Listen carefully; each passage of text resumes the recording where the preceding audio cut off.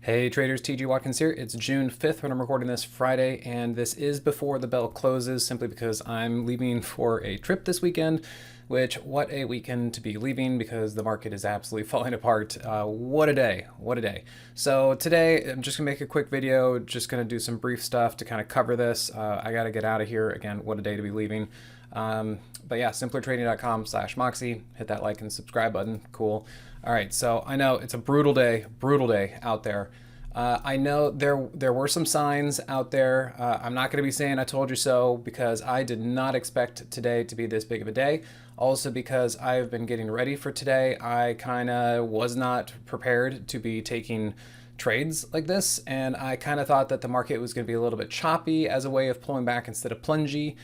And the fact that I was going to be out of town, I mostly have just been taking profits along the way on my long trades as opposed to setting up a short trade or getting ready for a pullback like that. So I have not been able to take advantage of this trade. So I just wanted to show you guys that. However, just to make sure I don't sound like I told you so, I do want to go over the things that I have been discussing in the Moxie room and on my YouTube channel last week, and all that are the things that I've been pointing out that have now come home to roost and have come to fruition. And mainly, the number one thing on the SPX chart is what I call an inverse trampoline move. That is when price is over the 50, but the Moxie indicator is below zero. That is a condition that should not exist. It's a divergence because remember, the Moxie indicator is a momentum-based indicator. And so having the indicator below zero means negative energy, negative momentum. Therefore, price should not be in an uptrend over the moving average. So we did see this coming. We knew the market was overbought. I just did not know that we were going to get one big fell swoop, a down day like this. I thought it might take a couple days. I did tell the Moxie traders, I said, whenever we get a pullback, I said we should expect 1 to 3 stiff down days. Well, here you go, because you look at this, and I know my price bars are grayed out, but you can see 1, 2, 3. There you go. There's your 3 days of stiff down days. And we could also see that the market was overbought right here on the daily chart because you can see price was floating off of the moving average on the daily chart. So yeah, there were signs, there were clues, just that we never know what the pullback is actually going to look like. I always say that. And then the other thing was, this bounce was, I don't know if you want to call it a bull trap necessarily, but it was a bounce into resistance. You could see the Moxie indicator was below zero, and basically that was the trigger to the downside. Now, what are the reasons? The market seems to be, there's excuses, I think, out there that there was a strong jobs report. You can see Trump was out there kind of lamenting that. That's not his first time saying, like, strong jobs report, why are you selling it?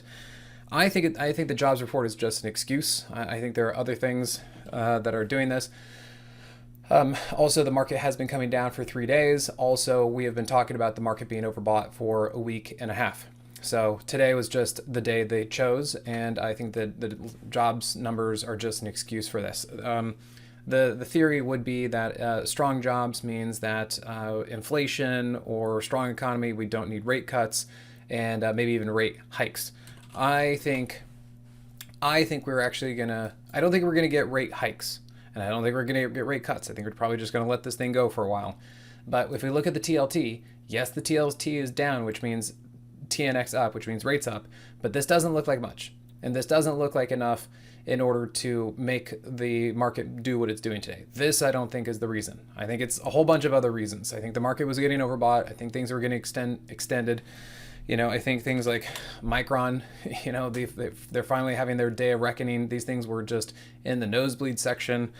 Marvell was also just going crazy like this. I think the market just finally said, okay, enough. And we're going to not go up there. We're not going to chase the tulips, and we're going to sell into this. There could also be the idea that maybe the market needs to provide some liquidity for the upcoming SpaceX IPO. That could be a thought too. Along with the idea about the IPO, I believe I heard Meta, if you look at this, just kind of crunched in the last hour or so, news that they could be issuing more stock. This is on the tail of Google issuing more stock, which is why this started to come down. And when the news came out that Google was issuing more stock, meaning more debt, meaning dilution and all this stuff to raise funds, meaning debt, everyone's like, wow, if Google is issuing debt and stock in order to provide for the AI build out and all that stuff, what's to stop all these other hyperscalers from doing that too? So I think that was the worry. Well, now that we have Meta doing it, then the question is, are we going to have Amazon do it? And you can see Amazon dropped on the same news because probably everybody's thinking the same thing. And maybe to a lesser extent, but you could see right there, you could see Microsoft also dropped kind of on that news, but again, to a lesser extent. So I think the market, other than being really, really, really overbought and finally pulling back a bit, maybe the market is also getting a little nervous about all this liquidity that's coming onto the scene. We got SpaceX liquidity, we got Google liquidity, we got Meta liquidity, and then we potentially have more liquidity coming out from all this other stuff that's IPOing and just issuing debt. So that could be kind of the backdrop of what is happening. Let me also show you just the NASDAQ as well to show you just how overbought this thing was. And if we really look here on the daily chart, you could also see that we were just running against that third ATR right there, and look how price was just floating off that AEMA right there. So again, we could see that the market was overbought, and the question is, well, how is it going to resolve this? What's it going to do? And well, I guess we have our answer in one big day. Then you can see right here how price just bounced up yesterday right into the underside of a downtrending 15-minute 50 with the Moxie indicator below zero, and that is what took this thing down. The other things we could look at as we look at the VIX, kind of been mentioning this, VIX low, lookout below. As it turns out, nice double bottom. There's your double bottom, boom, up it goes. And then if you guys remember, probably from about 2 weeks ago, I thought we were going to get a little bit more pullback in the market, so I was really kind of looking for the VIX to come up to the daily 50 then, and it didn't. But here you go. Now it's up there. So yeah, now we'll just have to see what we do from this. I know it's pretty rough out there. It's definitely uncomfortable.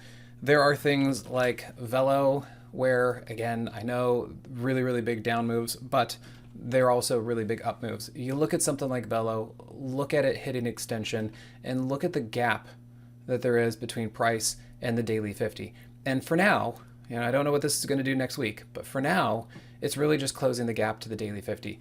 So this is one of those things that when the market has been really, really good and we kind of get used to things being really, really good, we're kind of surprised when they kind of change. But the market doesn't like to be, prices don't like to be too far away from moving averages for too long. And this is exactly one of those examples where there's just a big gap between price and the moving average. I mean, you can see here, it pulled back to the moving average, kind of pulled back to the moving average. So on the surface, there's really nothing wrong with this trade or this ticker. It's just been a hard pullback, coming right back down to support simply because it had already come up. I mean, basically, the market takes the escalator up and takes the elevator down. It's just kind of how markets work. So we will just have to give this time to see if these things can recover and kind of get back on track at some point. One other thing, if we look at APP, I made a video for next week, and I just want to show you guys this example. Even here, if we just look at this, you can see even in uptrends, there's a pullback to the 50, there's a pullback to the 50, there's a pullback to the 50. So right now, it's just a little too early to tell, is this going to be a problem or not? Is this just the market being overbought and needing to kind of refresh itself? Or is this the sign of weakness and worse to come and all this kind of stuff? Now we're going to fall apart. It's just too early to tell, because if you were trading something like APP here, just like I showed you with Velo, and it pulled back to the daily 50, in the grand scheme of things, you look at that and be like, oh, that's just a pullback to support. But if you are experiencing this, then it's pretty rough, and you just hope that this is going to stop at some point. So that's why it's too soon. There are some names that are definitely falling apart, like Bitcoin, crypto. Those things are really falling apart. They're definitely making lower lows. But there are still a lot of things out there that are doing fine, and they're just overbought and getting pulled back to either support or maybe not. We'll have to see. It's just that it all happens in this case to do it all at once, which can be a bit of a shock. Even kind of looking at CoreWeave. It had a nice big move up. I think that's kind of the thing is like, wow, nice move. Boom, right back to where it came from. However, if this recovers and if CoreWeave goes higher into the future, what are we going to say? Well, maybe we'll say a double bottom. Just like if you guys remember back here, remember how CoreWeave right back here had a pretty big dip, and then look, it ran back up. So that's why I'm saying it's a little too early to tell if, Chicken Little, if the sky is falling in or anything else like that. It's just that we've had a really, really big down move after some big up moves, and timing wise, the market just pulled back. So you can even look at this. I mean, look at CoreWeave, big down move, big down move. There's another down move. There's another down move. That was a down move, and that was a down move. But if you kind of look at the whole thing, there's an up move, there's an up move, and we'll see if in the future there's gonna be another up move. So yeah, I know it's rough out there. Hopefully you guys are kind of managing your risk and all that kind of stuff. Fortunately for us in the Moxie room, we do have a couple positions that are going against us, but for the most part, we've had such good runs that we've actually been taking profits along the way. So we actually have cushion that we can still handle some of these pullbacks. We're giving back profit, but we have cushion, so we can let the market kind of breathe and see how it's doing, and see how this all handles it. Now, if things continue to fall apart, sure, at some point we're going to be taking exits and stop losses and protecting our capital and stuff like that. But it's just a little too soon to tell. So yeah, I think this is more of a structural situation where the market just got too overbought. I mean, you even look at the put call ratio.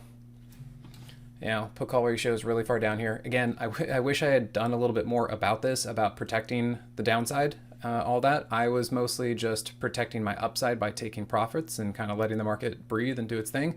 But yeah, sure, would have been nice to have a hedge on for something like today, because that hedge probably would have paid off very, very nicely, or any kind of down trade. But unfortunately, life gets in the way sometimes. I've been running around getting ready for my trip today, and I just I didn't want to put on anything that I was going to have to babysit for the next few days. Lo and behold, it happened today in one fell swoop. So let's hopefully see what next week brings, see if this kind of refreshes thing, and maybe we can kind of start trending back up early next week, and then we can see how the dust settles. All right, guys, so hang in there. Let's see what we can do. Let's read up on the news this weekend. Let's see about the Meta thing, Google. Just kind of keep in mind there might be a lot of liquidity kind of flooding the market, and that could also be putting some pressure on some stuff. Okay, guys? All right, take care. I'll see you at the next one.